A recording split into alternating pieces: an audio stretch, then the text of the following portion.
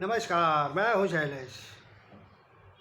दोस्तों, आज का टॉपिक है कि कहाँ इन्वेस्ट करें, शेयर मार्केट में या म्यूचुअल फंड में। बहुत ही आसान इसका जवाब है। दोनों ही लॉन्ग टर्म के लिए बने हैं, यानी कि यहाँ पे शॉर्टकट का कोई भी चांस नहीं है। शेयर मार्केट हो चाहे म्यूचुअल फंड हो, आपको इन्वेस्टमेंट अगर करना है तो लॉन्ग टर्म के लिए करो, क्योंकि लॉन्ग टर्म में ही आपको बेनिफिट अच्छा मिलेगा। म्यूचुअल फंड में कंपाउंडिंग इंटरेस्ट अच्छा मिलता है। शेयर मार्केट में भी कंपनी को ग्रो करने में भी कम से कम अगर 10 गुना भी ग्रो करना है तो भी उसको 10 साल तो लग ही जाएंगे। 10 साल के नीचे का आप सोचो ही मत। इसीलिए मेरी हाथ जोड़कर विनती है कि बहुत ही सोच समझ कर इन्वेस्टमेंट कीजिए, क्योंकि शेयर मार्केट में 3,500 कंपनी है। आपका पैसा है, आपको सोचना है कि कहाँ पे इन्वेस्ट करें, क्योंकि पेनी स्टॉक खरीद कर आप पैसे को बर्बाद कर दोगे। 10, 15, 20 रुपये वाली स्टॉक खरीद कर आपको कोई फ़ायदा नहीं होगा। बड़े बड़े लोग को मैं देखा हूँ, जैसे ही कोई नया कंपनी आता है तुरंत पेनी स्टॉक खरीद लेता है। 1,000, 2,000, 5,000, चाहे उसकी कीमत कुछ भी हो। लेकिन ये बहुत ही फुलिश डिसीज़न है। हार्डली 100 में से 1% चांस है कि पेनी स्टॉक कोई आगे बढ़ जाए, ओनली 1%। म्यूचुअल फंड में आप SIP कर सकते हैं।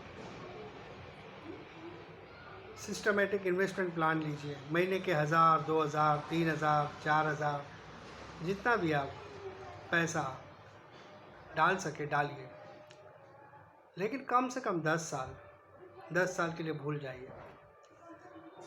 अगर आपका समझो 3 लाख रुपए भी जमा होता है 10 साल में, तो जब कंपाउंडिंग इंटरेस्ट कैलकुलेट होगा तो उसका 3 से 4 गुना आपको मिलेगा, यानी कि 12 लाख के आसपास।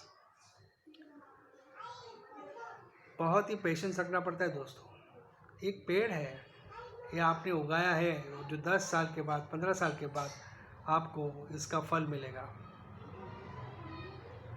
बहुत ही सोच समझ कर आप इसमें इन्वेस्ट कीजिए,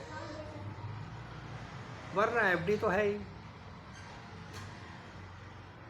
FD तो सेफ है 7%, लेकिन अगर अमीर बनना है, कुछ ज़्यादा अमाउंट चाहिए, तो फिर 10 साल भूल जाए। उतना ही पैसा डालो जितना आप भूल सको।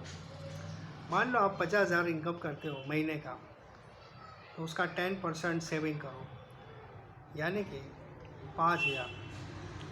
50,000 में से 5,000 तो आप आराम से निकाल सकते हो सके तो उसका डबल करो, 10,000 ले लो, फिर भी आपके पास 40,000 बचते हैं। 40,000 में आपका घर का खर्चा आराम से चलता है। तो 10,000 भी आप इन्वेस्ट करोगे तो एक म्यूचुअल फंड मत लेना, 2 म्यूचुअल फंड ले लेना, दोनों में आधा आधा कर दो, तो ये बहुत ही अच्छा रहेगा। और शेयर मार्केट में अगर इन्वेस्ट करना है तो अच्छे स्टॉक लो, ब्रांडेड स्टॉक लो। अदरवाइज़ DIY प्रोडक्ट्स होते हैं, जो डेली यूज़ प्रोडक्ट होते हैं, वो लीजिए। हम सब लोग क्या करते हैं, DIY प्रोडक्ट्स पे ध्यान ही नहीं देते। अरे रोज़ का है ना, ये रोज़ का क्या अपने को इनकम कमा के देगा। अपने को तो लॉटरी चाहिए, लॉटरी, सट्टा। और जो बड़े बड़े एजेंट्स होते हैं, यानी कि डिमेट अकाउंट वाले, वो लोग भी तो टिप देते रहते हैं, क्योंकि उनको पता है आप खरीदोगे तो उसको भी तो पैसा मिलेगा, बेचोगे तो भी उसको पैसा मिलेगा। लेकिन पैसा आपका है दोस्तों। वो लोग लेने के लिए बैठे हैं, सर्विस देने के लिए बैठे हैं, लेकिन पैसा अगर नहीं बढ़ा तो नींद आपको ही नहीं आने वाली है रात को।